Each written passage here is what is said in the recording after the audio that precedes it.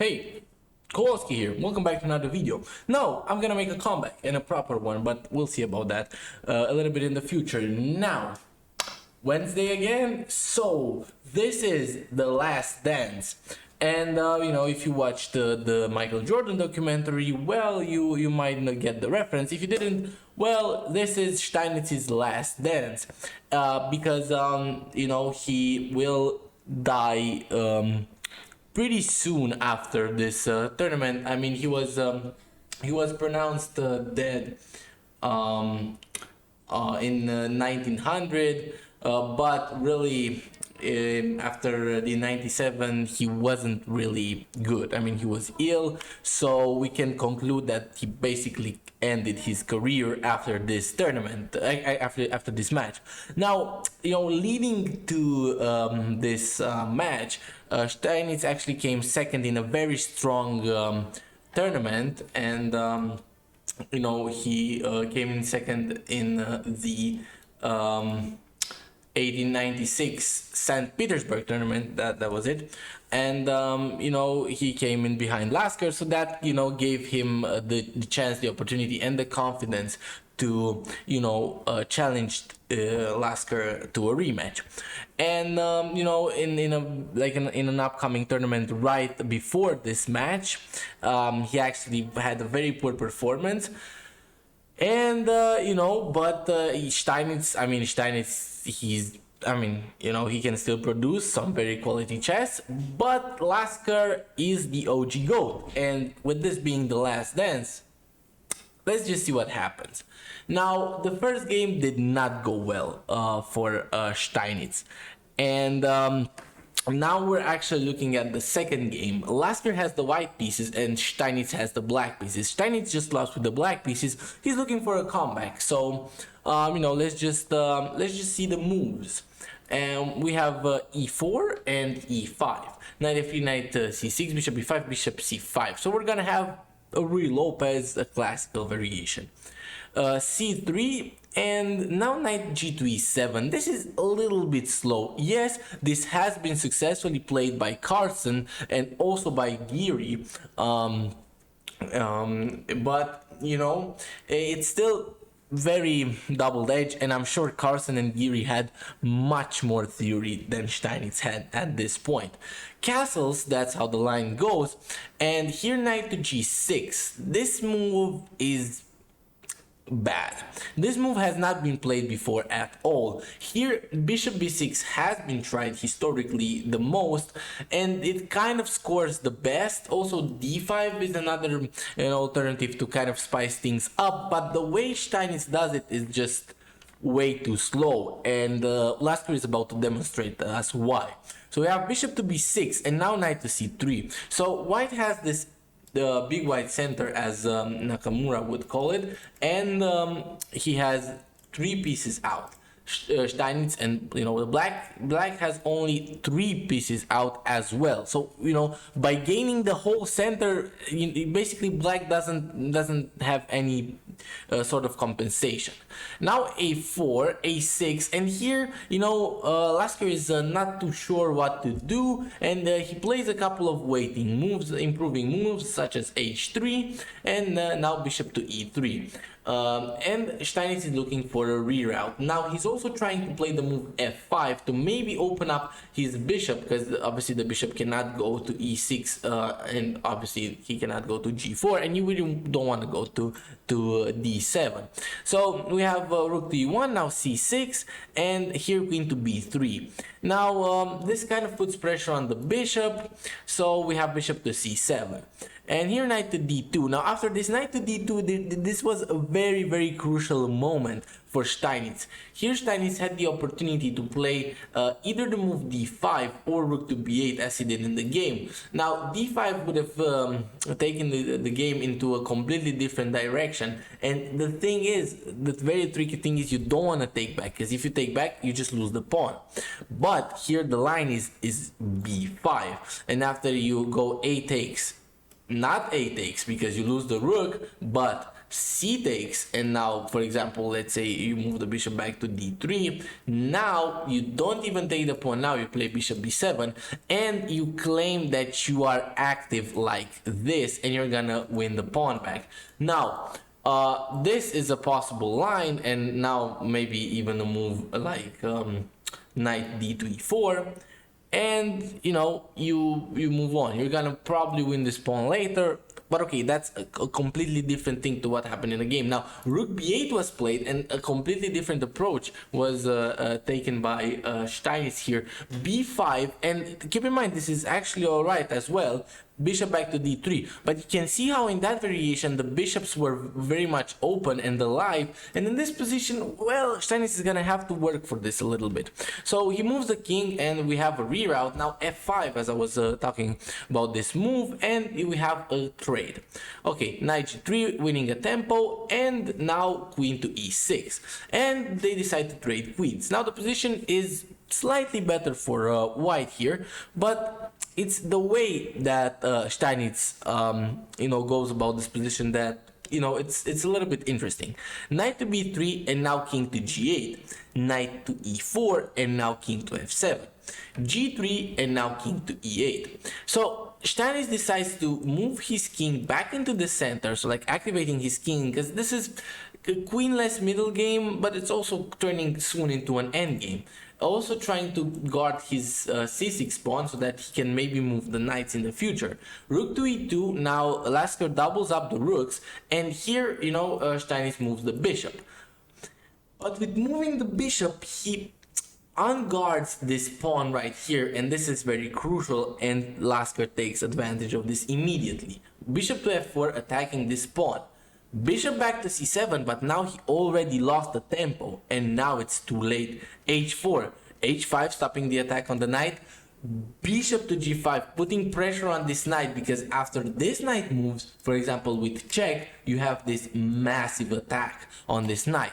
And you know, Steinitz obviously sees that coming and tries to stop it, but now Lasker just plays this beautiful move, g4. And you cannot not take this. I mean, you can, but for example, let's say you play a move like knight to d5. Here you're gonna take knight takes on d6, sacrificing the knight.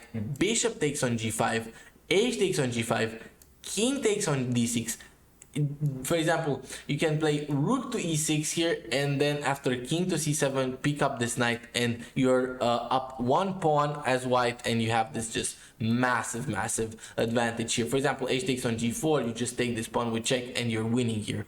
And g4, Steinitz tried to take the pawn, but now the guard is taken, and here, you know, maybe if knight f5 would have been played, maybe you could have tried to play on, but okay, the game just ends right now. Knight e to c5 check, and you know, here Steinitz just resigns, because you're not even interested in taking here anymore. You're interested in giving mate. Rook e5 check, for example, king takes, and now rook 1 to e4, and this is just checkmate very nicely.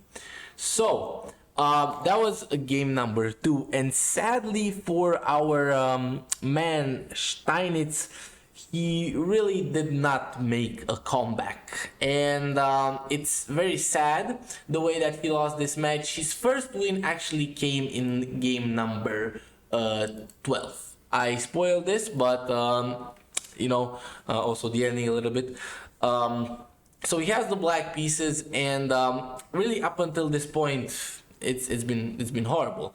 I mean, they drew 4 times already up until this point, and the rest is just Lasker winning. So it's basically like the score is pretty much 8-2, and it's first to 10 wins, so draws don't count. So technically, it's just like you know, it's 6-0, but still, it's horrible.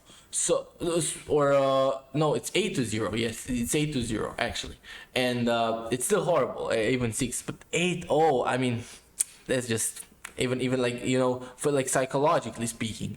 But fortunately, Steinitz is really able to put on a performance. So, you know, we have the Morphy defense, and here once we get through this opening, queen to d5, this is a variation that has not been played at all by masters, and it actually isn't even in the Leech's database. That's how rare it is.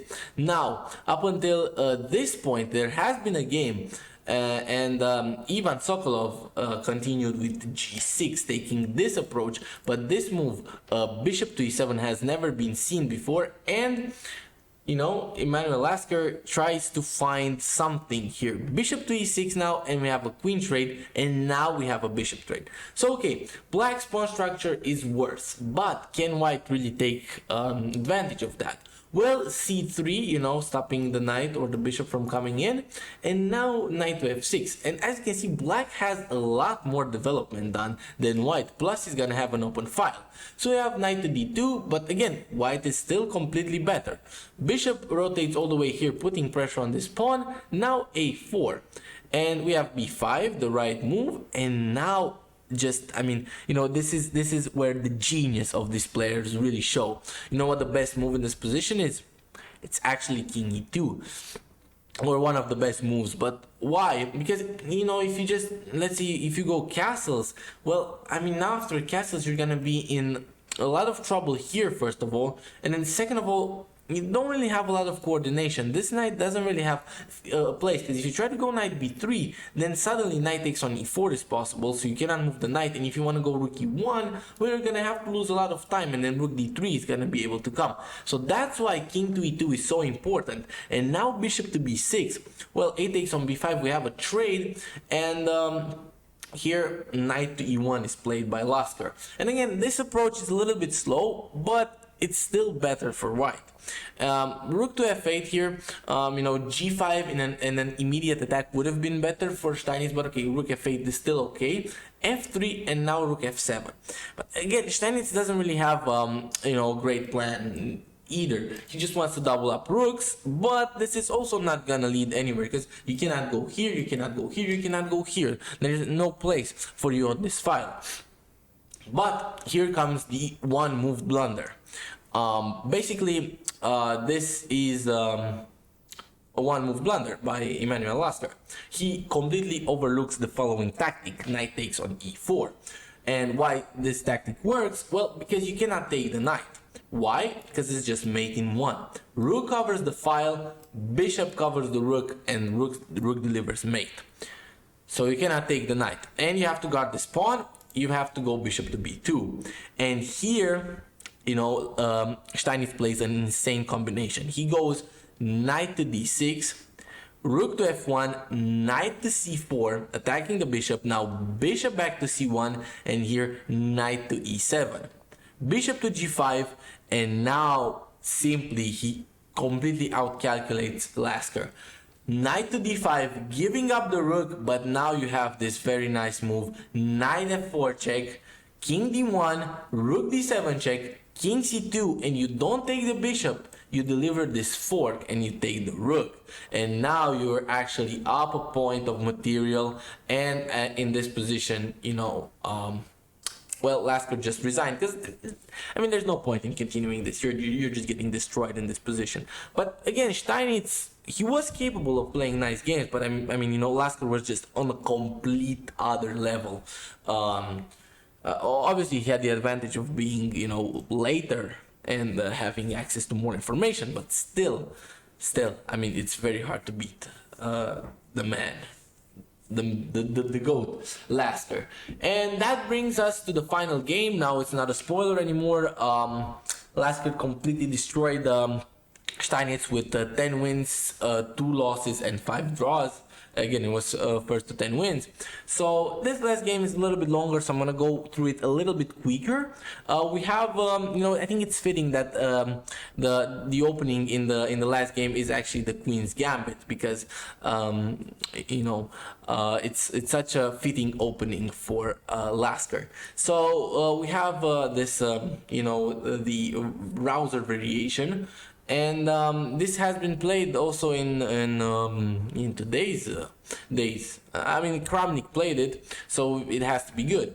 Well, b5. This is, again, this is a line that still happens today. This is theory, and you might have seen this even in games online by the grandmasters. Like, this is actually top theory here. And c5, now it gets into a little bit more of like an obscure territory. Here knight b to d2 is the best move and is played by Steinitz. But let's see how this turns around. Bishop b7, and you can see Lasker. Look at this diagonal. This bishop is beautiful. This bishop is just beautiful, and this control over here is also beautiful. And a5 now, Steinitz tries to stop a5 from happening, and here Lasker demonstrates just great composure. He takes this pawn, realizing that this is the best move. Okay, he could have played maybe even c6, h6, but this is the best move. Why? Because even though you give up a little bit of control here, you get this square, and now after the bishop comes back, you get this square. And look how these bishops are starting to form this attack. Knight to c4, and now bishop c7. You just go back. You don't trade. You don't allow the trade. Bishop g5, and now a great move, f6, kicking out the bishop, and now queen to e7. So everything kind of makes sense. Now at this point, the position is actually turning a little bit in white's favor, but you have to be very, very precise to be able to achieve that. Knight e3, the best move. Again, Steinitz is not somebody that you just mess with. Rook a to b8, and this move again is a little bit slow. Here, a knight trade would have been preferred to open up the bishops maybe, but a rook to b8 played by Lasker. Maybe he just wants to protect this pawn with the rook. And here bishop to c4, completely eyeing this knight right here. Now the knight is not in any danger because you could take the knight, but I think Steinitz didn't want to do that, because now bishop takes on b4. Okay, you have this bishop to d6, but maybe he didn't like something in this variation. Maybe he thought that even being up a pawn will not grant him enough, because I don't know. Here, if you take with the bishop, the thing is, this is possible as well. And I think this line he didn't like, probably, because now you block, and okay, you attack this, but let's say rook b5 defends it. You can also move the knight to f8, but that would be stupid. It's the second best move, but I mean, if you have rook b5, why play that? So again, this is a little bit besides the point. Castles was played, but now again, the game could have been taken into a completely different territory, but it wasn't. And I think this led to the eventual downfall here, because now knight f8 is played. Now you cannot take this anymore, and rook f2 e1 is played. Now queen to f7, and now you really can't take this anymore. Knight back to f1, and Steinitz actually gives up that idea. King to h8, moving out of the pin here. That would have been possible. And now knight to g3. Okay, so both players have their reroutes complete, but now Lasker just chops this knight right away. Why? Because he maybe didn't like the knight going to the e4 square. But white is better here. So knight to g6 is played, queen to d3, and now rook to d6. And rook to e2, now bishop back to c8. And they're really doing this very weird dance of pieces now, trying to attack some key squares, defend some key squares. Okay, knight back to e1, queen to d7, knight to c2, and now e5. What e5 does, it really defines the position for the rest of the game. Rook to e1 is played, but now bishop back to b7. So you reactivate the bishop on this diagonal, and now you have a lot of pressure, and you have to be really careful here.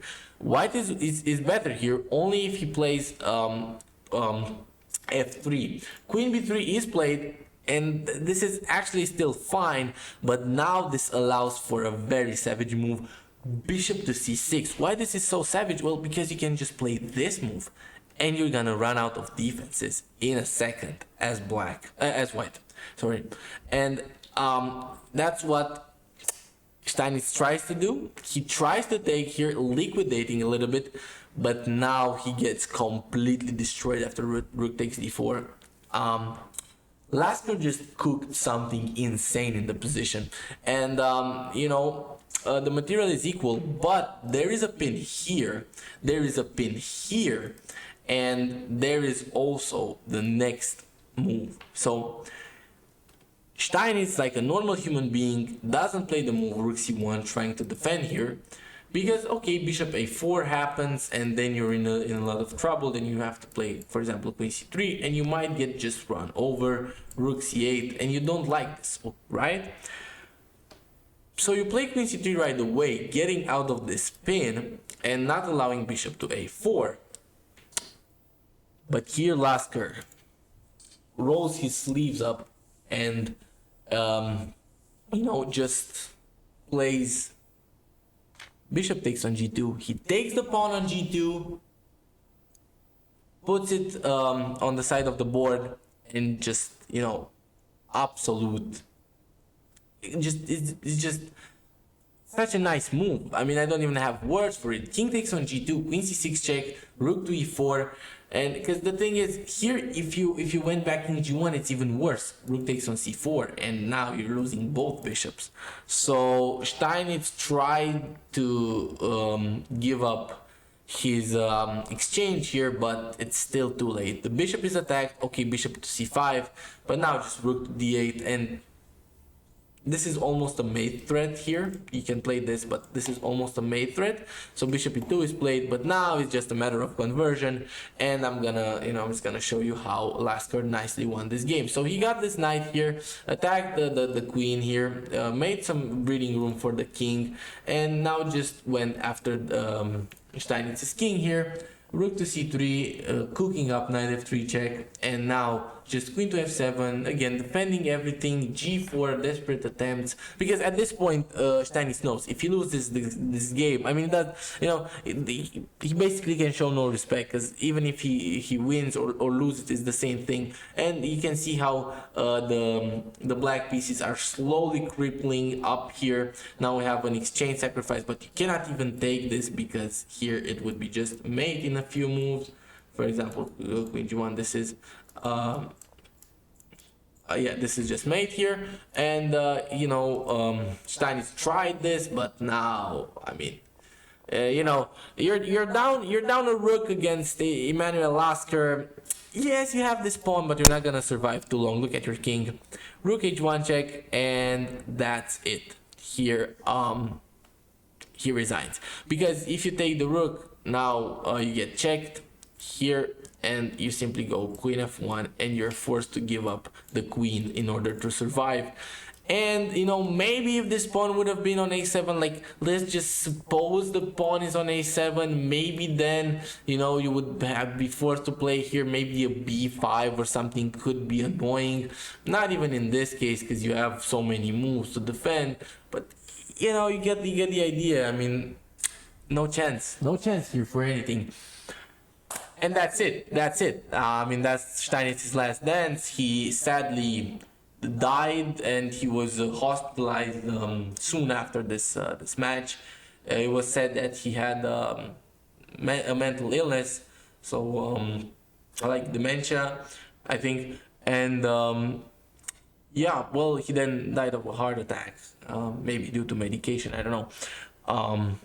So a great legend, and really a pioneer, truly a man of theory, and just I'm glad Steinitz played chess. I had a lot of fun watching his games, and I hope you too had fun. So that was it. I see you all in the next one. Kowalsky out.